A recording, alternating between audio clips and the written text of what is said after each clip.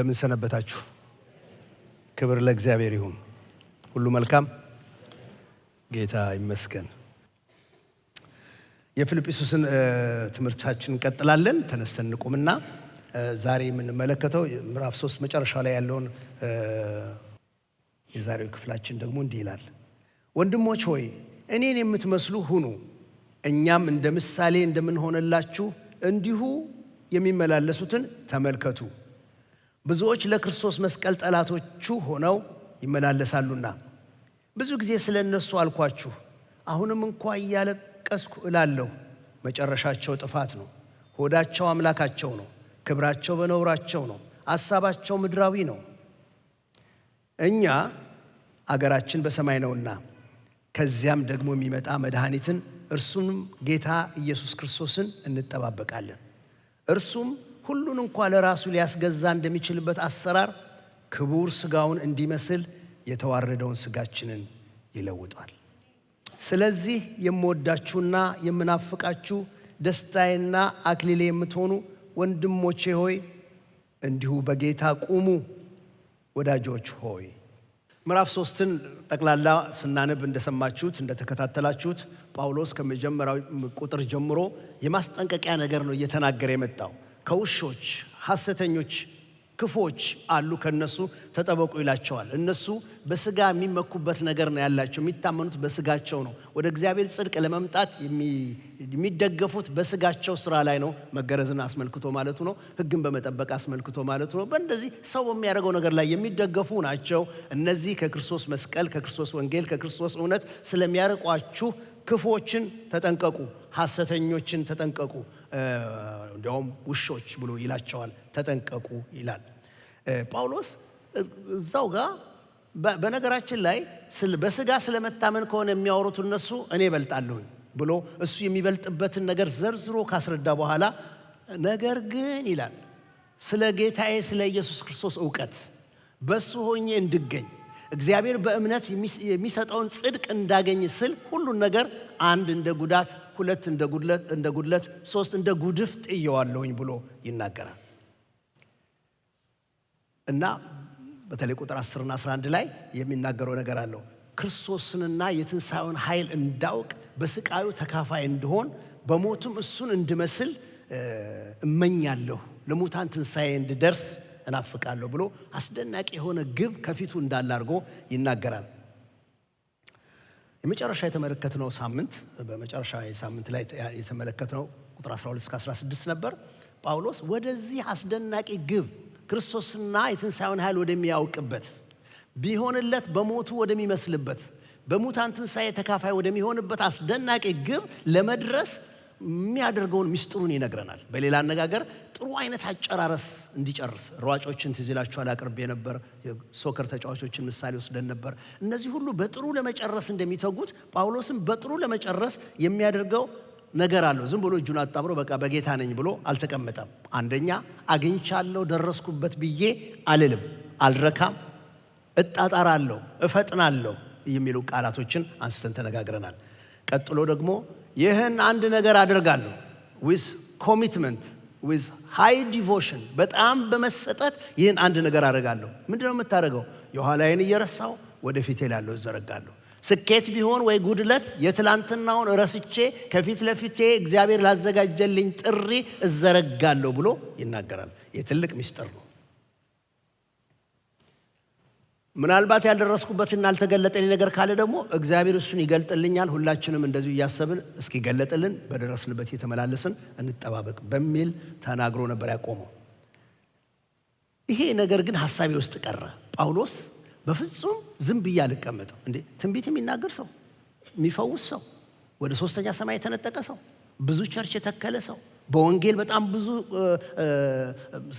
ስፍራ ያካለለ ሰው፣ ስለ ክርስቶስ ብዙ ጊዜ የተደበደበ፣ ብዙ ጊዜ የተገረፈ፣ ብዙ ጊዜ መርከብ የተሰነጠቀበት፣ ብዙ አይነት ስቃይ መከራ የተቀበለ ይህ የእግዚአብሔር ሰው እሱ አልደረስኩበትም ይልና እጣጣራለሁ ይላል። እንዴ እሱ ከእንደዚህ ከተጋ እኔማ ምን አህል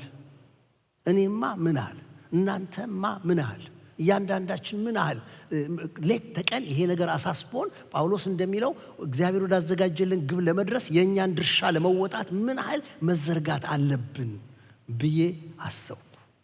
ምክንያቱም አንዳንድ ጊዜ ብዙ እንቅስቃሴዎች አድርገን ግን ወደ ግብ የሚያደርሱ ላይሆኑ ይችላሉ።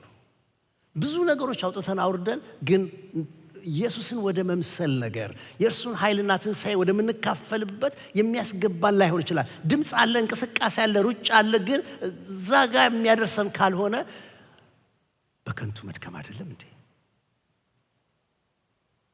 ይህን እያሰብኩ ሳለ አንድ ነገር ወደ ሀሳብ የመጣ እሱን ላካፍላችሁ። እሱን ትለቅልናለህ።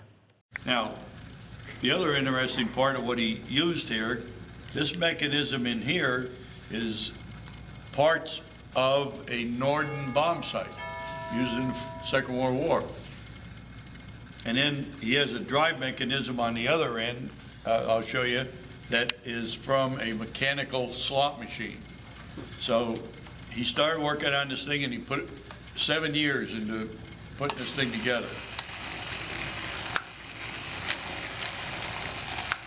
There's a lot of interesting things going on. Here you have a round gear driving a square gear and an oval gear. And we have a malfunction on it here because this is supposed to be oscillating up there.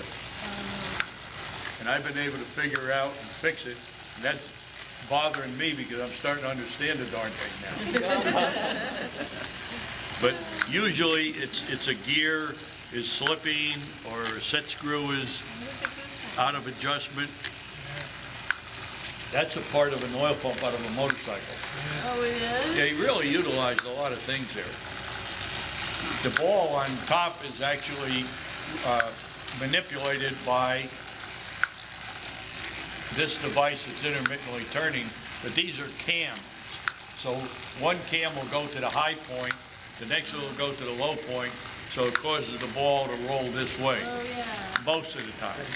When it breaks down, one of the hardest things is resynchronizing that action. And see, it stopped again. There's something coming out of alignment down here.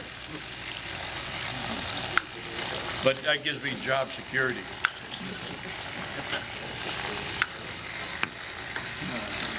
So he decided to call it the do-nothing machine. And we had a job. ይህንን የሰራው ሰው ስሙ ሎረንስ ይባላል። በ1940 ነው ያገኘው። አንድ ከሁለተኛ ዓለም ጦርነት በኋላ በአንድ ቦታ ወድቆ ክለስተር ቦምብ የሚያስፈነጥር አይነት ነገር ነው። እሱን አገኘ። ትንሽ ነው ግን ብዙ ሜካኒዝሞች አሉት። እነዚህ የሚሽከረከሩ ነገሮች ጊርስ ያሉት ነገር ነው። ትንሽ ነው ያገኘው እሱ። አየ ምን እንደሚያደርገው ነገር አጣ። ሰውየው በሙያው የሰዓት ሰራተኛ ነው፣ ባለሙያ ነው። ሰዓት ውስጥ ታውቃላችሁ ትንንሽ ጊሮች እንዳሉ።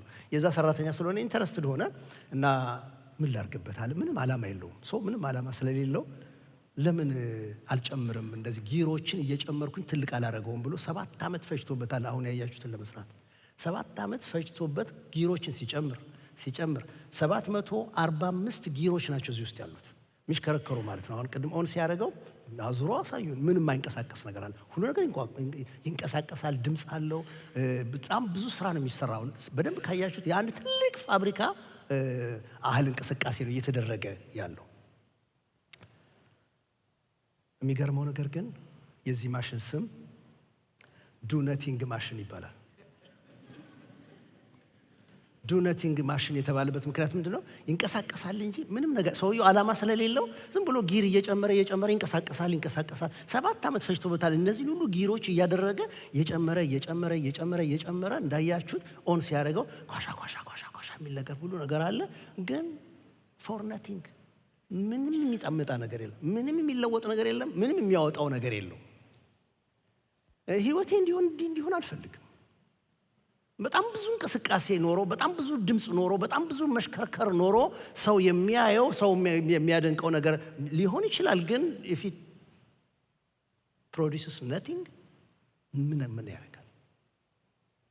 እና ትልቅ ተግሳጽ ነው ነኝ ጳውሎስ።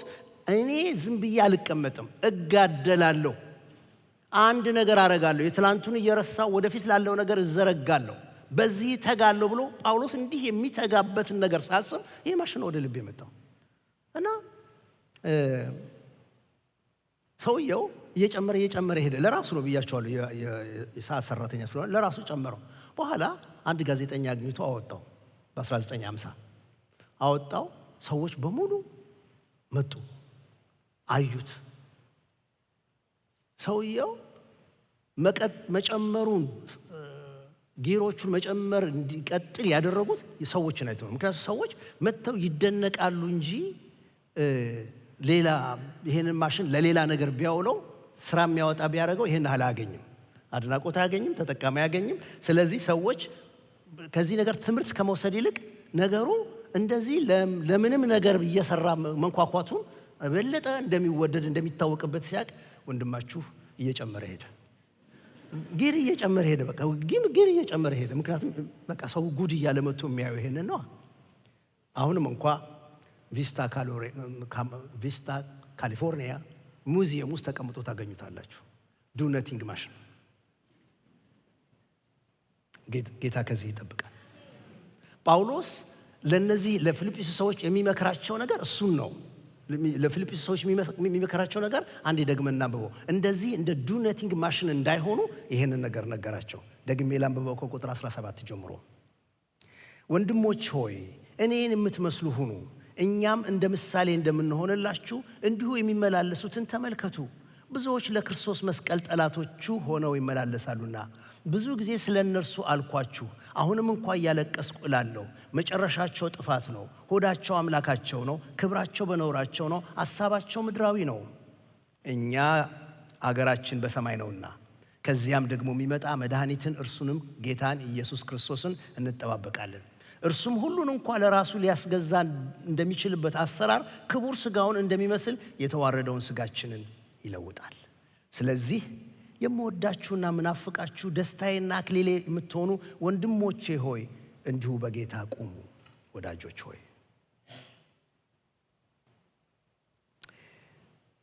ከምን ነገር መራቅ እንዳለባቸውና ወደ ምን መጠጋት እንዳለባቸው ይነግራቸዋል። የትኛውን ነገር ከመምሰል መጠንቀቅ እንደሚኖርባቸውና የትኛውን ነገር አጥብቀው መምሰል እንዳለባቸው ይነግራቸዋል። ምክንያቱም ይሄ ከመንፈሳዊ ሕይወታቸው ጋር የተያያዘ ስለሆነ ነው። ባይዘዌ ጥሩ ደቀ መዝሙር እንደ መምህሩ ነው መሆን የሚበቃው። ከመምህሩ ስራ፣ ከመምህሩ ንግግር አድምጦ አይቶ አስተውሎ ሲለወጥ ነው ደቀ መዝሙር የሚሆነው። የደቀ መዝሙርነታችን አንዱ መንገዱ፣ ዋናው መንገዱ ይሄ ነው፣ ምሳሌ ስለሚያስፈልግ እና ጳውሎስ እዚህ ጋር ያን ቁጭ ያደርግላቸዋል። ለምጽፉ የመጀመሪያ ነጥቤ እኔንና እኔን የሚመስሉትን አርአያ ተከተሉ ይላቸዋል። ቁጥር 17 ወንድሞች ሆይ የኔን አርአያነት በመከተል ከሌሎች ጋር ተባበሩ። እኛ በሰጠናችሁ ምሳሌነት መሰረት የሚኖሩትን አስተውሉ። እንደዛኛው ዱ ነቲንግ ማሽን እንዳትሆኑ መሆን ያለባችሁ እኔን ምሰሉ። እኔንም በመምሰል የሚመላለሱትን ልብ ብላችሁ እዩዋቸው። ይሄንን አርአያነት ምረጡ ነው የሚላቸው ጳውሎስ በመልእክቶቹ። እኔን ምሰሉ ሲል ይሄ መጀመሪያው አይደለም። እንደምታውቁት አንደኛ ቆሮንቶስ ምዕራፍ 4 ቁጥር 16 ላይ፣ ምዕራፍ 11 ቁጥር 1 ላይ፣ አንደኛ ተሰሎንቄ ምዕራፍ 1 ቁጥር 6 ላይ፣ በሌሎችም ቦታዎች ላይ እኔን ምሰሉ ይላል። የሚልበት ምክንያት ደቀ መዝሙሩ እንደ መምህሩ መሆን ስለሚበቃው አስተማሪያቸው እሱ በምሳሌነት ቆሟል በፊታቸው በድፍረት እኔን ምሰሉ። እንዲህ ብሎ ለመናገር ግን ያስደፈረው ነገር አለ ከጀርባው። እሱ ኢየሱስን መምሰሉ ነው። እሱ ኢየሱስን ባይመስል እኔን ምሰሉ ካለ ኪሳራ ነው የሚሆነው። ግን እሱ እኔ ክርስቶስን እንደምመስል ይላል አንደኛ ቆሮንቶስ ምዕራፍ 11 ቁጥር 1 ላይ እኔ ክርስቶስን እንደምመስል እናንተ ደግሞ እኔን ምሰሉ ብሎ ይናገራል። ይሄ ንግግር ምን ማለት ነው? በሌላ አማርኛ ብናስቀምጠው አያችሁ፣ የሚያምኑም ሰዎች የማያምኑም ሰዎች የእኛን ሕይወት ስለሚመለከቱ የኔን ያንተን ያንቺን ሕይወት ስለሚመለከቱ ጳውሎስ ምን እንደሚለው እኔን የሚመስሉ ከሆነ ወይም እኔን የሚመስሉ አይነት ሰዎችን አካሄድ የሚሄዱ ከሆነ እሱን ልብ አድርጋችሁ መርምሩ። በዛን ዘመን የተጻፈ መጽሐፍ ቅዱስ ስለሌለ እንደ ዛሬ ጥቅስ አውጥተን ይሄ ልክ አይደለም ምናምን ለመባባል ስለማይችሉ መለኪያቸው የነ ጳውሎስ ሕይወት ነው። የእነሱ ሕይወት ትክክል ስለሚሆን እኔን እዩ ይላቸዋል። ወይም ደግሞ እኔንና እኔን የሚመስሉትን እነዚያን ሰዎች ሌሎችም አሉ፣ እነሱን ተከትላችሁ ልብ ብላችሁ እነሱን እዩ ብሎ ይናገራል። ገና አልደረስኩበትም እያለ ግን እኔን ምሰሉ ይላቸዋል። ይሄንን የሚልበት ምክንያት ግን እሱ ሁሉ ጊዜ ጌታን ለመምሰል ሳያቋርጥ እንደሚሰራ ስለሚያውቅ በዚህ ተጋድሎ ውስጥ አብራችሁ ቁሙ ነው የሚላቸው።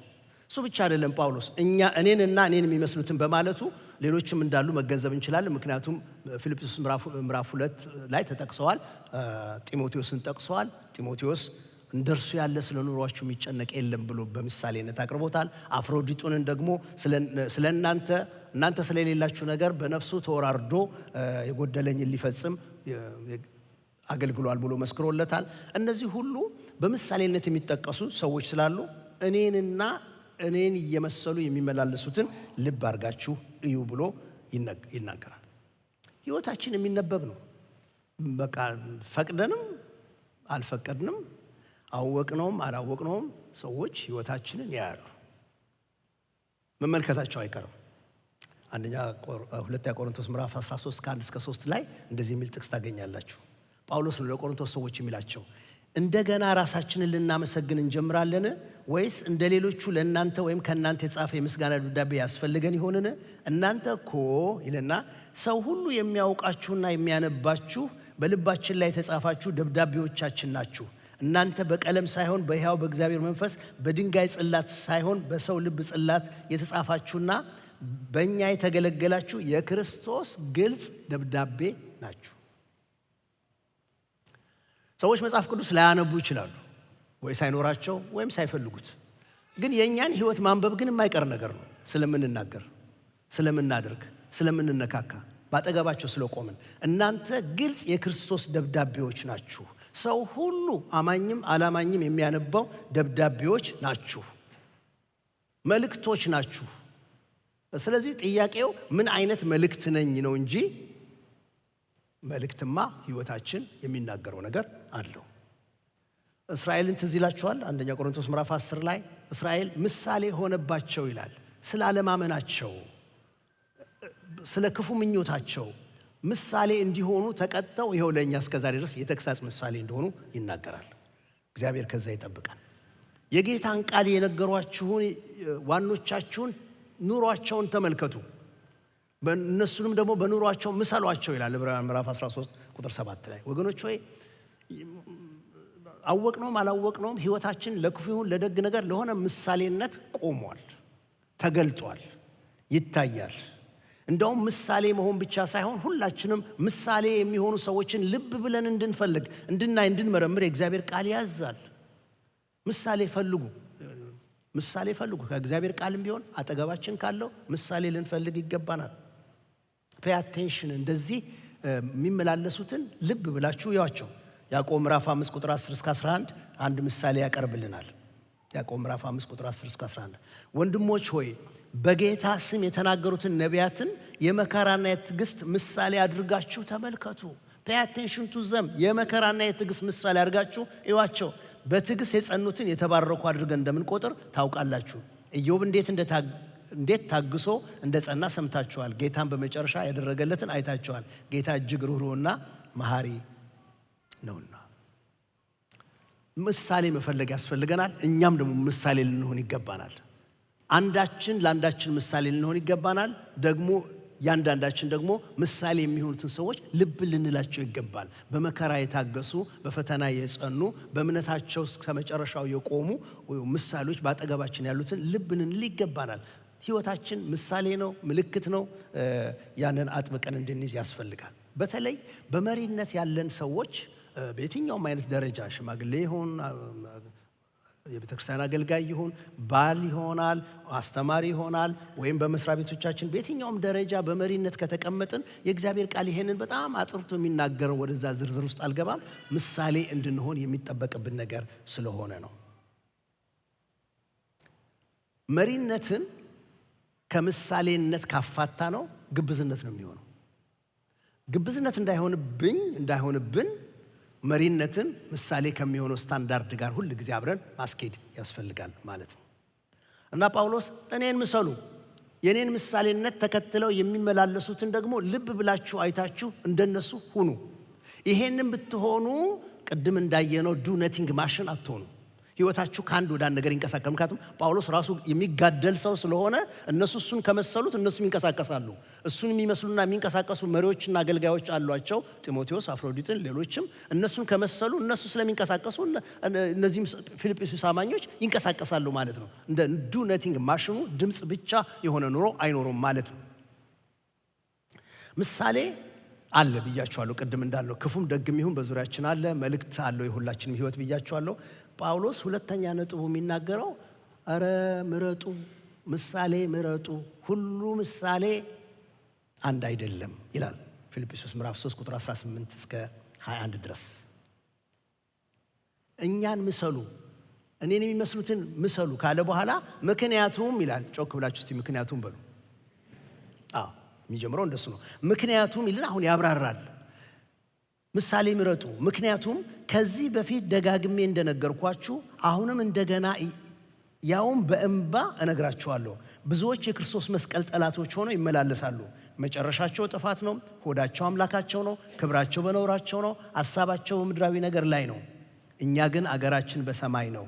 ከዚያ የሚመጣውን አዳኝ ጌታ ኢየሱስ ክርስቶስን በናፍቆት እንጠባበቃለን። እርሱም ሁሉን ለራሱ ባስገዛበት ኃይል ክቡር ሥጋውን እንዲመስል የተዋረደው ሥጋችንን ይለውጣል። እና ወዲያው ሁለት ምሳሌ ያመጣላቸዋል። እነሱ የሚላቸው አሉት፣ ደግሞ እኛ የሚለው ነገር አለው።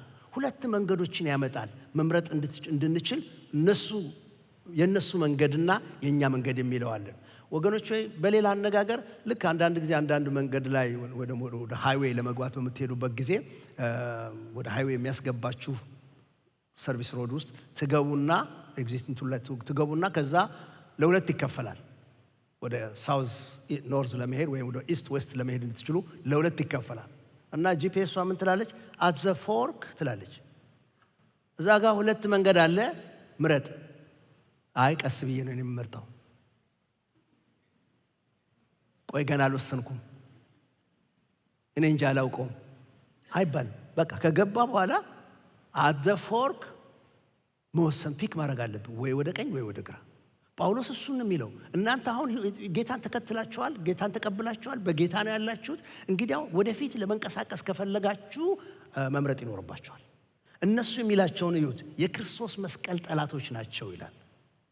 እነዚህ እነማን እንደሆኑ አይነግረንም፣ ግን ዲስክሪፕሽናቸውን መግለጫቸውን ብቻ ነው ከስር የሚዘረዝርልን። ምናልባት እነዚህ ኢየሱስ ብቻ አይበቃም፣ መገረዝ ያስፈልጋል፣ ሕግ መጠበቅ ያስፈልጋል ብለው ሰዎችን ወደ ይሁዲነትም ጭምር የሚያስገቡ ምዕራፍ 3 ላይ ውሾች፣ ሐሰተኞች ብሎ የወቀሳቸው ሰዎች ክፉዎች ያላቸው ይሆኑ ይሆን?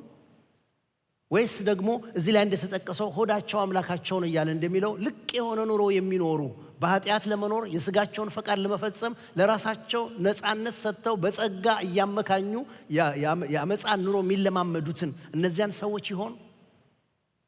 በየትኛው መንገድ እንውሰደው፣ እነዚህ የመስቀል ጠላቶች ናቸው ይላል። እየሰበከ ኑሮ ወንጌሉን ካልመሰለ፣ እያስተማረ ኑሮ ህይወቱ ክርስቶስን ካልመሰለ፣ እርሱ ክርስቶስ መስቀል ተሸክሞ የኖረበትን ኑሮ በመስቀል ላይ ህይወቱን የሰጠበትን ኑሮ የማይመስል በአገልግሎቱ ነው በህይወቱ የመስቀል ሽታ የማይታይበት ከሆነ እሱ የመስቀል ጠላት ነው የሚለው። ወይም በኢየሱስ ክርስቶስ መስቀል ስራ ላይ ተጨማሪ የሰው ስራ ያስፈልጋል ብሎ ካመጣ የእግዚአብሔርን ጸጋ ማቃለሉ ነው፣ መስቀሉን ማቃለሉ ነው። እነሱ የመስቀል ጠላቶች ናቸው ነው የሚለው። እነዚህ የመስቀል ጠላቶች መንገድ አላቸው ነው የሚለው። ልብ ብላችሁ ብዙዎች ለክርስቶስ መስቀል ጠላቶች ሆነው ይመላለሳሉ። መንገድ አላቸው፣ በመንገዳቸው ይመላለሳሉ። ባይ ዘ ዌይ እነዚህ የክርስቶስ መስቀል ጠላቶች ናቸው ብሎ የሚላቸው ለፊልጵስዩስ ቸርች ሩቅ አይደሉም። ምክንያቱም እነዚህ ሰዎች የወጣላቸው ከሃዲዎች አይደሉም። መስቀሉን ይሰብካሉ፣ መስቀሉን ኑሮ አይኖሩትም እንጂ። ኢየሱስን ይሰብካሉ፣ ግን ሲደመር ደግሞ የሚባል ነገር አላቸው እንጂ። ስለዚህ እነዚህ ለቸርች ሩቅ አይደሉም። በጣም ሩቅ አድርገን እንዳናያቸው ቅርብ ናቸው። ደጋግሞ ነው ስለ እነዚህ የሚያነሳው። እንደውም ከዚህ በፊት ደግሜ እንደነገርኳችሁ አሁንም እንደገና ያውም በእንባ ነግራችኋለሁ ይላቸዋል። ከዚህ በፊት የት ጋር ነበር ያላቸው? ቁጥር 1 ላይ እኮ ስለ አንድ ነገር መልሼ ልጽፍላችሁ እኔን አይታክተኝም፣ ለእናንተ ግን ደህና ነው ብሎ ይነግራቸዋል። ደጋግሞ ነው እነዚህን ነገር እያነሳ የሚያስጠነቅቃቸው። የዛሬውማ በእንባ ነው። እየጻፈ እያለቀሰ ይሆን? ደጋግሜ ነገርኳችሁ፣ አሁንም እንደገና እነግራችኋለሁ፣ አሁን ግን በእንባ እነግራችኋለሁ። እሺ ምን እነዚህ እነማን ናቸው? መጨረሻቸው ጥፋት ነው። መጨረሻቸው ጥፋት ነው። ምክንያቱም የመዳን መንገድ ያለው ኢየሱስ ክርስቶስን ተከትሎ መስቀል ተሸክሞ እርሱን እየመሰሉ በሚሄደው መንገድ ነው እንጂ የራሳቸውን ፈቃድና ሐሳብ ለመፈጸም በሚሄዱበት መንገድ መጨረሻቸው ጥፋት ነው። ጌታ ከዚህ ይጠብቃል። ሁለተኛ ጴጥሮስ ምዕራፍ 2 ቁጥር 2 እስከ 3 ድረስ ብዙዎች አስነዋሪ ድርጊቶቻቸውን ይከተላሉ ይላል። እንደው ብዙዎች አስነዋሪ ድርጊታቸውን ይከተላሉ፣ በእነሱ ምክንያት የእውነት መንገድ ይሰደባል። እነዚህ ሐሰተኛ መምህራን እየተስገበገቡ በፈጠራ ታሪካቸው ይበዘብዟችኋል። ፍርዳቸው ከጥንት ጀምሮ ዝግጁ ነው፣ ኢትስ ሬዲ። መጥፊያቸው አንቀላፋም፣ አይዘገይም። እና በጣም ኃይለኛ ነገር እኛ ያለንበትን ዘመን ነው የሚመስለው። አስነዋሪ ድርጊታቸውን ብዙ ሰው ተከታይ አላቸው። በእነሱ ምክንያት የእውነት መንገድ ይሰደባል፣ የእውነት መንገድ የቀለለበት ዘመን ይሆናል። እነዚህ ሐሰተኛ መምህራን እየተስገበገቡ በፈጠራ ታሪካቸው ይበዘብዟቸዋል። ኢትስ ኦል አባውት መኒ። ፍርዳቸው ከጥንት ጀምሮ ዝግጁ ነው፣ መጨረሻቸው ጥፋት ነው፣ መጥፊያቸውም ደግሞ ቶሎ ይሆናል ነው የሚለው። ሌላስ ምልክታቸው ምንድን ነው? ለመፍጠን ፈልጌ ነው። ሆዳቸው አምላካቸው ነው ይላል። ይገርማል። ሁለተኛ ጢሞቴዎስ ምዕራፍ 3 ከ4 እስከ 5 እንደዚህ የሚል ጥቅስ ታገኛላችሁ። በመጨረሻው ዘመን ስላሉ ሰዎች ሲናገር ከዳተኞች ናቸው፣ ችኩሎች ናቸው፣ በከንቱ በትዕቢት የተወጠሩ ናቸው፣ ከእግዚአብሔር ይልቅ ተድላን የሚወዱ ናቸው። ሃይማኖታዊ መልክ አላቸው፣ በፍጹም ከቸርች ሩቅ አይደሉም፣ ኃይሉን ግን ክደዋል። ሆዳቸው አምላካቸው ነው። ይሄ ምንድነው? የእንጀራና ወጥ ብቻ ነገር ሳይሆን ለስጋቸው ፈቃድ የሚያድሩ ናቸው፣ ለስጋቸው ምኞት የሚያድሩ ናቸው። ስጋቸው የሚጠይቃቸውን ነገር ለማድረግ የማይሄዱበት ርቀት የለም ነው እያለን ያለው። ይሄን ቃል እያሰብኩ ያለ የኤሊ ልጆች ትዝ አሉኝ። የኤሊ ልጆች በእግዚአብሔር ፊት ምንድነው የሚላቸው? ትክክለኛውን ኑሮ ስለማይኖሩ አንድ ቃል ይጠቀማል እዛ ጋር ስለነሱ እና እነዛ ልጆች በተመለከተ እግዚአብሔር በጣም ስለተቆጣ መልእክት ላከ። መልእክቱ ውስጥ በጣም አንጀቴን የሚበላው ነገር ምንድነው የሚለው ለኤሊ የመጣለት መልእክት፣ መስዋዕቴንና ቁርባኔን ስለምን ረገጣችሁ? ህዝቡ ለእኔ የሚያመጣውን መስዋዕትና ቁርባን ስለምን ረገጣችሁ? እንድትወፍሩ የህዝቤን የእስራኤልን ቁርባን ሁሉ መጀመሪያ በመብላታችሁ ከኔ ይልቅ ልጆችን ለምን አከበርክ? ፐርፐዙ እንዲወፍሩ ነው። ኪኒን ውጡ አይወፍርም እንዴ? አሚን ያስብላል እኮ። ለመወፈር ሰው ከፈለገ ሌላ ብዙ መንገድ አለው እኮ፣ በጣም ብዙ ነገር አለው። የእግዚአብሔርን ቤት ሳይረብሽ፣ በእግዚአብሔር ፊት ክፉ ነገር ሳያደርግ፣ ከእግዚአብሔር ጋር ሳይፎካከር፣ የእግዚአብሔርን ነገር ሳይረግጥ ሳያቃልል መወፈር ይቻላል። እና ለሚለው ለምንድን ነው ህዝቡ ለእኔ ያመጣውን መስዋዕትና በኩራቴን ለእኔ ያመጣውን ስጦታውን ለመወፈር ስትበሉ ከእኔ ይልቅ ልጆችን ለምን አከበርክ? እግዚአብሔር ይጠብቃል። እግዚአብሔርን መፍራት ይስጠን። እነዚህ ሆዳቸው አምላካቸው ነው፣ መጨረሻቸው ጥፋት ነው፣ ክብራቸው በነውራቸው ነው ይላል። ሰው ክብራቸው በነውራቸው ነው ማለት ነው። ኃጢአት ሰርተው በኃጢአታቸው ይኩራራሉ። አሁን የዚህ ዘመን አፕሊኬሽናችን ነው። እዚህ ጋር ግን ያለው ጸሐፊው መጀመሪያ ሲጽፍ የሚያደርገው ምንድን ነው? ሰው የሚሸፍነውን ነውር በመቁረጣቸው ክብር ያገኙበታል። በጣም አሪፍ አገላለጽ ነው። ምክንያቱም ይሄ ሰው መገረዝ እኮ ሰው የሚሸፍነው ነገር ነው። ይሄንን በማድረግ ግን ይሄን ሰብከው ሰዎችን ወደ መገረዝ ሲያመጡ፣ ከክርስቶስ መስቀል ሲለዩቸው፣ ከኢየሱስ ክርስቶስ አዳኝነት ሲመልሷቸው፣ ወደ ራሳቸው የሕግ ስራ ሲያመጧቸው፣ ይሄንን ሰው የሚሸፍነው ነውር ነገር አንስተው እነሱ የሚከብሩበት አድርገው ያመጡታል። የዚህ ዘመን አፕሊኬሽናችን ሰዎች ኃጢአት ሰርተው የሚኩራሩበት፣ የሚደሰቱበት፣ የሚከበሩበት ሲሆን ማለት ነው። ሐሳባቸው በምድራዊ ነገር ላይ ነው ይላል። እነዚህ የክርስቶስ መስቀል ጠላቶች ማለት ስጋቸው የሚላቸውን ነገር ነው የሚያስቡት። ሮሜ ምዕራፍ 8 ቁጥር 6 እስከ 8 ድረስ እንዲህ የሚል ቃል ታገኛላችሁ። ሐዋርያው ጳውሎስ የጻፈው የሥጋን ነገር ማሰብ ሞት ነው፣ የመንፈስ ነገር ማሰብ ግን ሕይወትና ሰላም ነው። ለኃጢአት የተገዛ አእምሮ ከእግዚአብሔር ጋር ጠበኛ ነው፣ ለእግዚአብሔር ሕግ አይገዛም፣ መገዛትም አይችልም። በሥጋ የሚመሩትም እግዚአብሔርን ማስደሰት አይችሉም ብሎ ይናገራል። በላይ ያለውን ነገር ማሰብ አይችሉም። እነዚህ የክርስቶስ መስቀል ጠላቶች ናቸው የሚላቸው የሚያስቡት ነገር በሙሉ እዚህ አሁን ስላለው ነገር ነው። እዚህና አሁን ስላለው ነገር ነው። ስለዛኛው በላይ በክርስቶስ ዘንድ ያለውን ነገር አይፈልጉትም። የክርስቶስ መስቀል ጠላቶች ስለሆኑ የትህትና ነገር፣ ዋጋ የመክፈል ነገር፣ ራስን የመካድ ነገር፣ እንዲህ የክርስቶስን መንገድ አይደለም የሚፈልጉት። ዛሬ የሚያስከብር ነገር፣ ዛሬ ሆድ የሚሞላ ነገር፣ ዛሬ የሥጋቸውን ፈቃድ የሚፈጽሙበትን ነገር እና ጳውሎስ የሚላቸው አንደኛው ምሳሌ ይሄ ነው። አንደኛው መንገድ ይሄ ነው። አት ዘ ፎርክ ምረጡ የተባለበት አንደኛው መንገድ የክርስቶስ መስቀል ጠላቶች የሆኑ ናቸው። በጣም ብዙ የሚከተሏቸው ሰዎች አሏቸው። ነገር ግን ክብራቸው በነውራቸው ነው። ሆዳቸው አምላካቸው ነው። የሚያስቡት የምድር ነገር ነው ይልና ወደ ሁለተኛው ደግሞ ማነጻጸሪያውን ይሰጣል። እግዚአብሔር ይመስገን ማነጻጸሪያውን ስለሰጠን። እኛ የሰማይ ዜጎች ነን። እኛ ግን አገራችን በሰማይ ነው።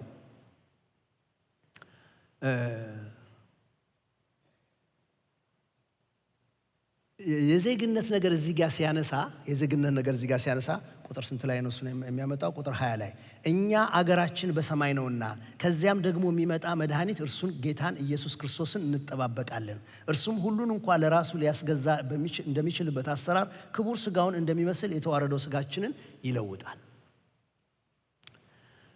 እኛ ሀገራችን በሰማይ ነው የሚለው ሐሳብ፣ ይሄ የዜግነት ሐሳብ ምዕራፍ 1 ቁጥር 27 ላይ ታገኙታላችሁ። ታስታውሳላችሁ። እዛ ጋር ስንነጋገር እዛ ለክርስቶስ ወንጌል እንደሚገባ ኑሩ ብሎ የመኖር ነገር ያነሳበት ቃል የተጠቀመበት የግሪክ ቃልና እዚህ ጋር አገራችን በሰማይ ነው ብሎ የተጠቀመበት የግሪክ ቃል አንድ አይነት ነው። አንዱ ግስ አንዱ ስም ብቻ መሆኑ እንጂ አንድ አይነት ቃል ነው። ምክንያቱም የፊልጵስዩስ ሰዎች ስለዚህ ነገር ሲያነሳላቸው ጳውሎስ ያውቃል ፊልጵስዩስ ከተማ ያለውን ነገር።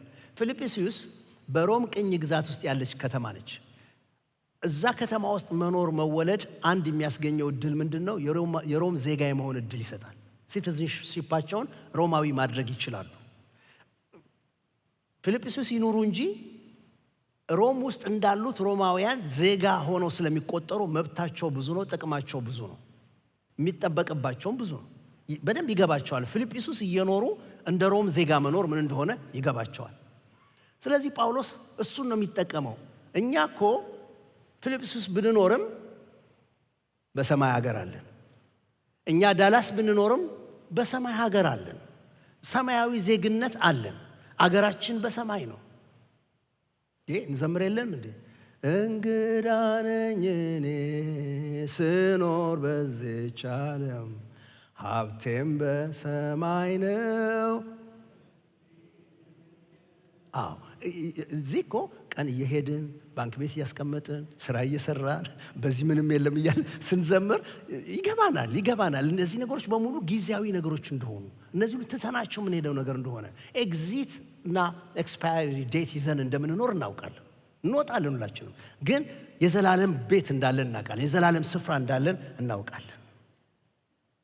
ኤፌሶን ምዕራፍ 2 ቁጥር 10 ላይ ከዚህ የተነሳ እናንተ ከቅዱሳን ጋር ኤፌሶን 2 ቁጥር 19 ከዚህ የተነሳ እናንተ ከቅዱሳን ጋር የአንድ አገር ዜጋ የእግዚአብሔርን ቤተሰብ አባል ናችሁ እንጂ ከእንግዲህ ወዲህ መጻተኞች እንግዶች አይደላችሁም ብሎ ይናገራል።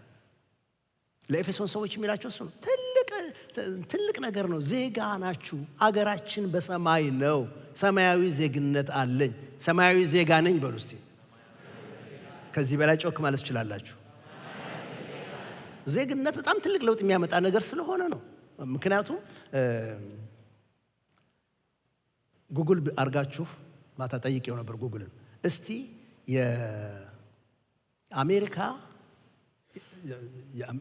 ለአሜሪካ ግዛት ቅርብ የሆነው የሜክሲኮ ከተማ ንገረኝ አልኩት። ጉግል እንደነገረኝ ደግሞ አላለኝ። ኤልፓሶ ቴክሳስ ትልቅ ነው። ኤልፓሶ በጣም ትልቅ ከተማ ነው። ኤልፓሶ ቴክሳስ እና የሜክሲኮ ደግሞ ክሉዳድ ያሬዝ የሚባል ከተማ የሚለያዩት በአንድ ወንዝ ድልድይ ብቻ ነው። ከድልድዩ ወዲህ ሜክሲኮ ያሬዝ ከተማ ውስጥ ናችሁ። ከድልድዩ ወዲያ ስትሻገሩ ግን አሜሪካን ኤልፓሶ ከተማ ውስጥ ናችሁ። ይሄ በጣም ትልቅ ልዩነት ያመጣል። እዚህ መወለድና ማደግ በጣም የተለያዩ ነገሮች ናቸው። አሉ እነዚህ ኤልፓሶ ውስጥ የሚኖሩ አሜሪካኖች አሉ። በየቀኑ ስራቸውን ሆነ አገልግሎታቸውን ለመፈጸም ወደ ያሬዝ ሜክሲኮ የሚሻገሩ አላችን። ድልድዩን አንድ ልጅ ነች። እሷን ሲሻገሩ ኮራ ብለው ቀና ብለው የሚያደርጉትን አድርገው ሲመለሱ ዓለም ጥያቄ ተመልሰው ይገባሉ። እንደ ዜጋ ነው የሚወጡት የሚገቡት፣ እንደ አሜሪካን ዜጋ። እና ጳውሎስ የሚላቸው እንደሱ ነው። እኛ በምድር እንኖር እንጂ ልቦናችሁ በዚህ ሐሳብ ይያዝ። እናንተ የሰማይ ዜጋ ናችሁ። እናንተ የእግዚአብሔር መንግስት ዜጋዎች ናችሁ። መንፈሱ በውስጣችሁ የሚኖር ማህተም የታተመባችሁ የእግዚአብሔርን ቃል የተሰጣችሁ በእግዚአብሔር ቃል የተወለዳችሁ ክርስቶስ ቢመጣ ልትነጠቁ የተዘጋጃችሁ እናንተ በእግዚአብሔር ዘንድ የታወቃችሁ ስማችሁ በእግዚአብሔር ዘንድ ያለ ጌታ የተመሰገነ ነው። እዚህ ሀገር ስንገባ የተሰጠን ቁጥር ኤሊያን ነምበር ነው። ረሳችሁት እንዴ? ኤሊያን ነምበር በሱ ቁጥር ነው ኬዛችሁን የተከታተላችሁት። ግን በጌታ ስንሆን ጌታን ስንቀበል ስማችን በሕይወት መዝገብ ይጻፋል ይመስለኛል። እናንተም ያው የምታውቁኝ በድሉ በሚል ስም ስለሆነ እዛም በድሉ ብሎ የሚጽፈኝ ይመስለኛል። ግን ደግሞ ሌላ የቁልምጫ ስምም ያለው ይመስለኛል። ስለሚወድሽ ላንቺ የሚሆን በቃ አንቺ ብቻ የምታውቂበት ስም የሚኖረውም ይመስለኛል። በቃ ስማችሁ በሰማይ መዝገብ ስለተጻፈ በሕይወት መዝገብ ስለተጻፈ ደስ ይበላችሁ ተብሎ ተጽፏል ነው። እና ጳውሎስ እኛ በሰማይ ዜጋ ነን፣ በሰማይ ሀገር አለን። ከኖርን የምንኖረው እዚህ የምንኖረው በዚያ ሙዚቃ ነው። እምቢም እሺም የምንለው እዚያ በሚነገረው ነገር ነው። ሕይወታችን በእግዚአብሔር ቀኝ በክርስቶስ ተሰውሮ ስላለ በዚያ ካለው ማንነቴ ጋር የታረቀ ኑሮና ሕይወት እዚህ እኖራለሁ።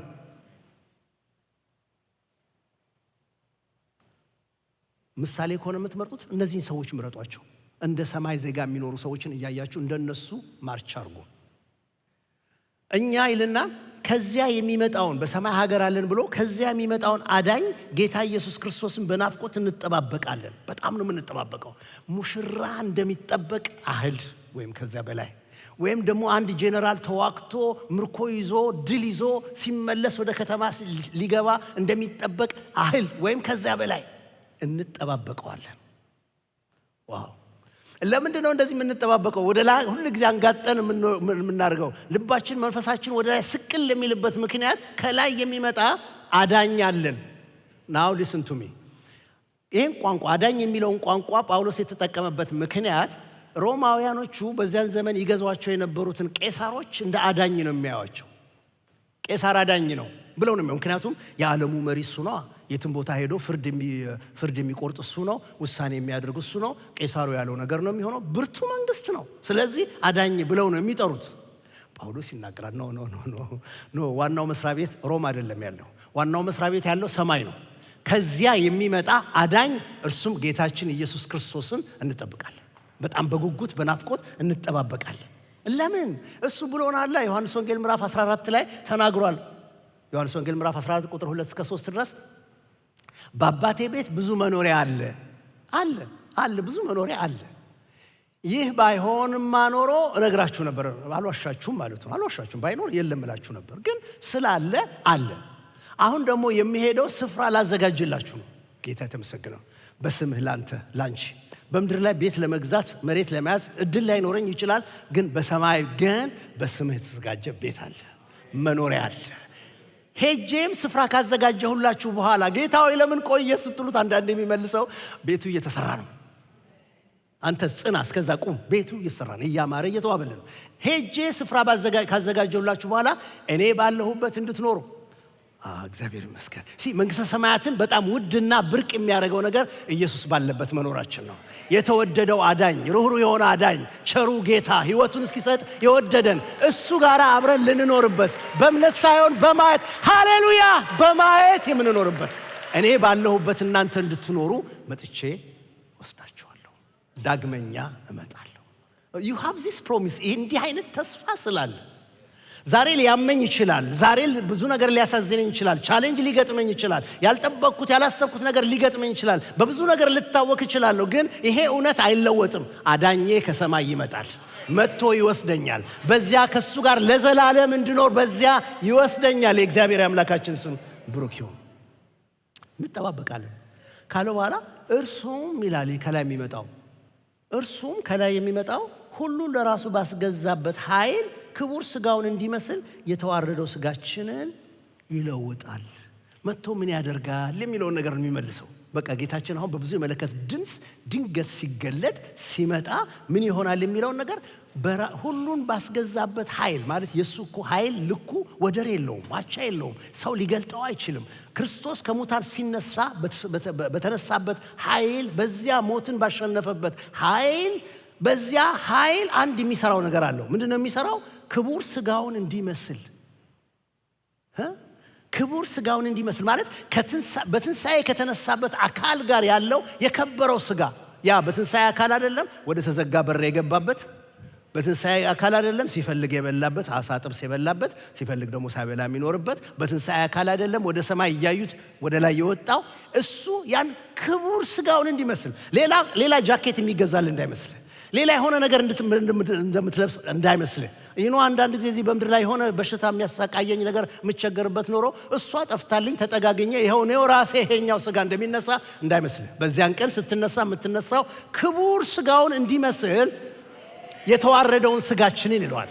የተዋረደውን ስጋችንን በኃጢአት የተጠቃውን ወገኖች ሆይ በብዙ በሽታ በብዙ ጉስቁልና የወረደውን የእግዚአብሔር ክብር ጎሎት በዚህ ብንጠግነው ምንም የማይመቸው ይሄ ስጋችን፣ ሞት ተሸክሞ ያለው ይሄ ስጋችን፣ መበስበስ ይዞ ያለው ይሄ ስጋችን እንዴ ጧት ፊት ለፊት መስታወት ላይ ስናይ የራሳችን መለዋወጥ ያስደነግጠን የለም እንዴ? ደሞ እዚህ ጋር መቼ ተጨማደደት የለም? አይምን ስጋ ነው ይሄ ስጋ ክቡር ስጋውን እንዲመስል ሆኖ ይለወጣል። እግዚአብሔር ስም ብሩክ ይሁን። ሃሌሉያ! አያችሁ፣ እሱን መስቀል ላይ ወስደው ጠንክረውት ገደሉት፣ አሰቃዩት፣ ገረፉት፣ በጭቅጭቅ አድርገው ስጋውን የሚያሳዝን እግዚአብሔር የተቆጣው እንዲመስል አድርገው ጣሉት፣ ቀበሩት። ይሄ የምታዩት ስጋ ክርስቶስ የለበሰው ይሄ ማንነት እዛ ጋር አይደለም። እሱ ከመጀመሪያ እግዚአብሔር ነበር። ራሱን አዋርዶ የባሪያን መልክ የሰው መልክ ለብሶ አይደል ተለውጦ የመጣው። ከዚያ በኋላ ሲነሳ የከበረ አካል ለብሶ አይደለም ያ ትራንስፎርሜሽን ተከናውኖ አይደለም የተነሳው። ልክ እንደሱ ወገኖች እርግጠኞች ሁኑ፣ ይህ ስጋ ይቀየራል። ዛሬ ስጋችን መዳንን ገና አልተቀበልም። ነፍሴ ነች የዳነችው፣ መንፈሴ ነው የዳነው፣ በውስጥ ሰውነቴ ነው የተቀየርኩት። ነገር ግን በዚያን ቀን ፍጹም የሆነውን መክበር በመከብርበት በዚያን ቀን ግን ይሄ የሚሞተው የማይሞተውን የሚበሰብሰው የማይበሰብሰውን ሊለብስ ይገባል ይላል የእግዚአብሔር ቃል። አንደኛ ቆሮንቶስ ምዕራፍ 15 ቁጥር 53 እስከ 54 እንዲህ ይላል፣ ይህ የተዋረደው ስጋ የሚበሰብሰው የማይበሰብሰውን ሊለብስ ይህም የሚሞተው የማይሞተውን ሊለብስ ይገባዋልና፣ ዳሩ ግን ይህ የሚበሰብሰው የማይበሰብሰውን ሲለብስ ይህም የሚሞተው የማይሞተውን ሲለብስ በዚያን ጊዜ አዳት ሞመንት ሞት ድል በመነሳት ተዋጠ ተብሎ የተጻፈው ቃል ይፈጸማል። ይሄኛው መንገድ የክርስቶስ መስቀል ጠላቶች በዚህ ነው ያሉት። ይሄኛው መንገድ ግን እኛ የምንሄድበት ይላል ጳውሎስ፣ እኛ የምንሄድበት መንገድ እኔ ክርስቶስን እንደምመስል ክርስቶስን በመምሰል የምሄድበት መንገድ፣ እኔን እያዩ የኔን አይነት እርምጃ የሚራመዱ ሰዎች የምንሄድበት መንገድ፣ ይሄኛው መንገድ አድራሻው ሰማይ ቤት ነው። ይሄኛው መንገድ ንጉሱ ሲመጣ ያገናኛል። ይሄኛው መንገድ ንጉሱ በመጣ ቀን የተዋረደው ስጋ ተለውጦ በከበረ አካል ከእግዚአብሔር ጋር መኖር ያስችላል። ምረጡ፣ ምሳሌ ምረጡ። አይኖቻችን እግዚአብሔር ይክፈትልን። እንድጸልይ ይሰማኛል። እንጸልይ። እጆቻችሁን ዘርጉ። የዘላለም አምላክ እግዚአብሔር ሆይ በዚህ ሰዓት እጸልያለሁ፣ እባክህን የእኔም የሕዝብህን አይኖች ክፈትልን። እግዚአብሔር የዘላለም አምላክ ሆይ ሰው እንደሚያይ ብቻ እንዳናይ፣ ስጋና ደም እንደሚመለከት ብቻ እንዳንመለከት፣ የምናየውና የምንሰማውን የምንፈትሽበት የምንመዝንበት ለይተን ክፉን ከመልካም የምናውቅበት እግዚአብሔር ትክክለኛውን ምርጫ የምንመርጥበት አይኖች እንድትሰጠን በኢየሱስ ስም እጸልያለሁ። እግዚአብሔር ሆይ ወደ መረዳት ለእርድ እንደሚነዱ በጎች ጌታ እግዚአብሔር ሆይ ሳናስብ ቀርተን ሳናስተውል ቀርተን ወደምንታረድበት ወደምንጠፋበት ከመሄድ እባክህ ለሕዝብ ተጠንቀቅ። ዛሬ አይኖቻችንን ክፈትልን። አሜን። አሁን ወደ ምዕራፍ 4 ቁጥር 1 ጋር እንሄዳለን። የመጨረሻው ቁጥር ጋር ደርሻለሁ ማለት ነው። መንገድ ምረጡ ብሎ ካለ በኋላ ጳውሎስ የመጨረሻው ነገር ይነግራቸዋል። መጨረሻውን ነገር ስለዚህ በጌታ ጸንታችሁ ቁሙ። በቃ አሁን እምላችሁ ነገር ያለኝ ነገር በጌታ ጸንታችሁ ቁሙ።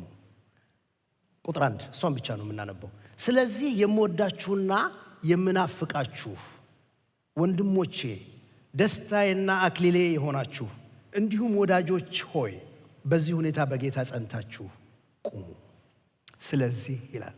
ስለዚህ የሚለው ቃል ጥሩ ቃል therefore ስለዚህ ከላይ እንዳልነው የክርስቶስ መስቀል ተቃዋሚዎች አሉ። እኛ ግን እንደዚህ ነን። እንደዚህ ከሆነ ነገሩ ስለዚህ ጉዳይ በጌታ ጸንታችሁ ቁሙ። this is very important። እሱን ነው የሚናገረው። ለምን በጌታ መጽናትና መቆም እንዳለባቸው ሁሉ ሰላምታ የምትመስል ነገር ነች። በጣም የሚገርም ነገር ነው እዚህ ጋር ጳውሎስ የተጠቀመው። ስለዚህ ከላይ የቀረበውን ሐሳብ ሁሉ ይዞ ማጠቃለያና መዝጊያ ምክር ማምጣቱ ነው። እንደ ሰማዩ ዜጎች እየተመላለሳችሁ ከላይ የሚመጣ አዳኝ እየተጠባበቃችሁ እንዲህ ያለ ተስፋ እንዳለው ሰው ሆናችሁ እየኖራችሁ በጌታ ጸንታችሁ ቁሙ ይላቸዋል። የፊልጵስዩስ ምዕመናን ወይም ደብዳቤው ተቀባዮች ለጳውሎስ ምን ያህል ውድ ናቸው? ምን ያህል ውድ ናቸው? አሁን አንድ ነገር እንሰራለን። ስንቶቻችሁ ትወዱኛላችሁ? እጆቻችሁ ነው። እኔን ጨፍኛለሁ። እሺ እኔም ወዳችኋለሁ። እኔም በእውነት ወዳችኋለሁ። ብዙ ነገር አብረን ሄደናል፣ አብረን ወጥተን ገብተናል። ያላችሁኝ ወንድሞቼና እህቶቼ እናንተ ናችሁ። ሉክ ጳውሎስ የሚለውን ግን እዛ ጋር እንድንደርስ ነው ጸሎቴ። ምንድነው የሚለው? ጳውሎስ ግንኙነቱን ለመግለጽ የተጠቀመበት መንገድ የምወዳችሁ የምናፍቃችሁ ወንድሞቼ ደስታዬና አክሊሌ የሆናችሁ ወዳጆች ሆይ 6 ነገር ነው የሚናገረው። 6 ነገር። ኧረ አንዱ በጣም ብዙ ነው። የምወዳችሁ የምናፍቃችሁ ወንድሞቼ ደስታዬና አክሊሌ የሆናችሁ ወዳጆች ሆይ። እግዚአብሔር አገልጋዮቻችሁን በዚህ ፍቅር ይሙላ። እግዚአብሔር የሚያገለግሏችሁን የዚህ ቤተክርስቲያን አገልጋዮች በየትኛውም መልኩ የተሰማሩትን ሁሉ በዚህ ፍቅር ይሙላ። የእናንተንም ልብ በዚህ ፍቅር ያጥለቅልቀው። ወገኖቹ በጣም የሚያስቀናው ግንኙነት ያለው እዚህ ጋር ነው።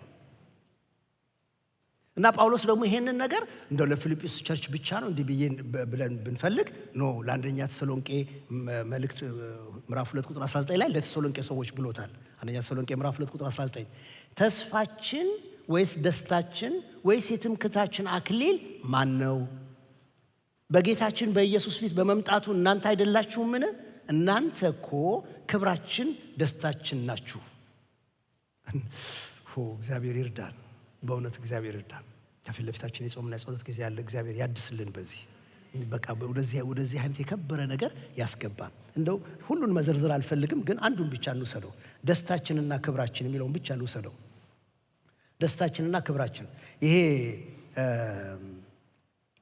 አክሊሌ ይላል አይደለም? እዛ ጋር የምወዳችሁ ምናፍቃችሁ ወንድሞቼ ደስታዬና አክሊሌ የሆናችሁ። አክሊሌ የሚለውን ነገር አክሊል የአበባ ጉንጉን ነገር ነው። ሯጮች ሮጠው አንደኛ ቆሮንቶስ ምዕራፍ 9 ላይ ታገኙታላችሁ። ሯጮች ሮጠው ሲመጡ የሚቀበሉት አክሊል ነው። ያ አክሊል ጭንቅላት ላይ የሚደፋ ሳይሆን የአበባ ጉንጉን ነው እና ከአበባ ነው የሚሰራው። የክብር ነገር ነው። በቃ ይደረግላቸዋል። አሁን ኢትዮጵያ ውስጥ ብዙ የተለመደ ነገር ሆኗል። በተለያዩ በዓላት ውስጥ ታገኙታላችሁ። ያንን ነገር ያጠልቁላቸዋል። እና ጳውሎስ የሚለው ምንድን ነው? የኔ አክሊል የሚደፋልኝ አክሊል፣ የሚሰጠኝ አክሊል፣ የሚደረግልኝ አክሊል እናንተ ናችሁ። አበባ አይደለም፣ የሚጠፋ አበባ ሳይሆን የኔ አክሊል እናንተ ናችሁ። እናንተ ስትቆሙ አክሊሉ አለኝ። እናንተ ስትጸኑ አክሊሉ አለ። እናንተ በጌታ ሆናችሁ እስከ መጨረሻው ስትዘልቁ ይሄንን የህይወት መንገድ ተከትላችሁ እኔን እየመሰላችሁ እኔን የሚመስሉትን እየመሰላችሁ በጌታ እያደጋችሁ እየተለወጣችሁ ሄዳችሁ እዛ ጋር ስትደርሱ እኔ በጌታ ቀን አክሊል አለኝ ማለት እና ፕሊዝ ይሄንን ነው የምነግራችሁ። ስለዚህ ይሄንን ነው የማስታውቃችሁ። በጌታ ጸንታችሁ ቁሙ። አክሊሎቼ እናንተ ናችሁ። ፊልጵስዩስ ምዕራፍ 2 ቁጥር 16 ላይ አንድ ጥቅስ አለ። በእነርሱም መካከል የህይወትን ቃል እያቀረባችሁ በዓለም እንደ ብርሃን ትታያላችሁ። ስለዚህ በከንቱ እንዳልሮጥሁ በከንቱ እንዳልደከምኩ በክርስቶስ ቀን የምመካበት ይሆንልኛል። በጌታ ጽኑ ይላቸውና እዛ ፊልጵስዩስ ምዕራፍ 2 ቁጥር 16 ላይ የህይወትን ቃል ባለማውያን ዘንድ እያቀረባችሁ እንደ ብርሃን እየታያችሁ ካልጸናችሁ ካልቆማችሁ እኔ በከንቱ እንደሮጥኩ በከንቱ እንደደከምኩ ይሆንብኛል። በማን ቀን? በክርስቶስ ቀን። በክርስቶስ ቀን እና በዛን ቀን በጌታ ቀን በጣም ሁሌ የምፈራውን ነገር ነው የምነግራችሁ። አሁን በጌታ ቀን ፕሮግራሙ እንዴት ነበር ብሎ የሚጠይቀኝ አይመስለኝም። በጣም አሪፍ ነው። የእሁዱማ ተወው፣ የዓርቡም ጥሩ እየሆነ ነው እና የጾም ጸሎቱስ እንዴት እየሆነ ነው? ሰውን ስለ ፕሮግራም አይደለም የሚያወራኝ እና የሚያስፈራኝ ፓርቱ የሚያነጋግረኝ ስለ ሰው ነው። እና ጳውሎስ እሱን ይመስለኛል የሚለው እኔ በጌታ ቀን በከንቱ የሮጥኩ እንዳይሆን በከንቱ የደከምኩ እንዳይሆን እናንተ በጌታ እንድትጸኑልኝ እናንተ በጌታ እንድትቆሙልኝ ብሎ ይላቸዋል። በዚህ ሁኔታ በጌታ ጸንታችሁ ቁሙ። እኔንና እኔን የሚመስሉትን ተመልከቱ፣ ልብ አድርጉ። የእኛን አርአያነት እየተከተላችሁ እንደ ሰማያዊ ዜጎች እየተመላለሳችሁ ከላይ የሚመጣውን አዳኝ እየጠበቃችሁ በጌታ ጽኑልኝ። አንድ ጥቅስ ብቻ እናነባለን። አንደኛ ምዕራፍ 1 ቁጥር 27 እስከ 30 ድረስ ፊልጵስዩስ ምዕራፍ 1 ቁጥር 27 እስከ 30 ድረስ ካልወጣ ልታወጡ ትችላላችሁ። ምዕራፍ 1 ቁጥር 27 እስከ 30 በዝርዝር አስቀምጦታል። በጌታ ጽኑ የሚለውን ቃል በጌታ ቁሙ ማለት ምን ማለት እንደሆነ ምዕራፍ 1 ቁጥር 27 እስከ 30 ተቀምጧል። እሱንም አይተነዋል፣ ግን ደግሜ ላንብበው። ለክርስቶስ ወንጌል እንደሚገባ ኑሩ። ይህ ከሆነ መጥቼ ባያችሁ ወይም በርቀት ሆኜ ስለእናንተ ብሰማ ለወንጌል እምነት እንደ አንድ ሰው ሆናችሁ በመጋደል በአንድ መንፈስ ጸንታችሁ እንደምትቆሙ አውቃለሁ። በማንኛውም መንገድ በተቃዋሚዎች አትሸበሩ። ይህ እነርሱ እንደሚጠፉ እናንተ ግን እንደምትድኑ ከእግዚአብሔር የተሰጠ ምልክት ነው። በክርስቶስ እንደምታምኑ ብቻ ሳይሆን ስለ እርሱ መከራ እንደምትቀበሉም ይህ ጸጋ ተሰጥቷችኋልና ቀድሞ እንዳያችሁትና አሁንም በእኔ እንዳለ በምትሰሙት በዚያው አይነት ተጋድሎ እናንተም እያለፋችሁ ነውና ጸንታችሁ ቁሙ ማለት ይሄ ነው። እንደ ወታደር ዘብ እንደቆመ ወታደር ቀጥ ብሎ መሳሪያውን ይዞ እንደዚህ ክብር ዘበኞች አለ ቤተ መንግስት የመንግስት ቤት ጠባቂዎቹ ቀጥ ብለው መሳሪያቸውን ይዘው ቀና ብለው ቀጥ ብለው እንደሚቆሙ ቀጥ ብላችሁ ቁሙ በእምነታችሁ ማለት በተቃዋሚዎች ሳትሸበሩ፣ በእነዚህ ክፉዎች መንገድ ሳትማልሉ፣ በእነዚህ አመፀኞች መንገድ ልባችሁ ሳይከጅል ቀጥ ብላችሁ ለጌታ ቁሙ። ከሰማይ የሚመጣውን አዳኝ እየጠበቃችሁ አገራችሁ በሰማይ እንደሆነ አውቃችሁ የመንግስት ወታደሮች እንደሆናችሁ አውቃችሁ ቀጥ ብላችሁ ቁሙ ነው የሚላቸው። እግዚአብሔር ይርዳን። በጌታ መጽናት ማለት እንደሱ ነው። መልካም ምሳሌ መምረጥ፣ በምድር እያሉ በሰማይ እንዳለ ሰው መኖር፣ በአንድ ልብና በአንድ መንፈስ ሆናችሁ ይላቸዋል። አንድነትን ህብረትን መጠበቅ ነው። አንድነትና ህብረትን ስንጠብቅ አብረን የምንሆንበትን አብረን የምንያያዝበትን አብረን የምንቆምበትን ነገር በትክክል አብረን ስንጠብቅ በአንድነታችን ውስጥ ነው ቆመን ጌታን የምንጠብቀው። መከፋፈል፣ መለያየት የሆነ ነገር የሚያመጡ ነገሮችን ስናደምጥና ስንከተል ወገኖች ያኛውን መንገድ የመስቀሉ ጠላቶች የሚለው መንገድ ውስጥ የምንገባው እግዚአብሔር ከዛ ይጠብቀን። በአንድነት ነው እሱን እየጠበቀን በአንድነት ቆመን ነው መልካም ምሳሌ የሆኑትን እየመሰለን ነው።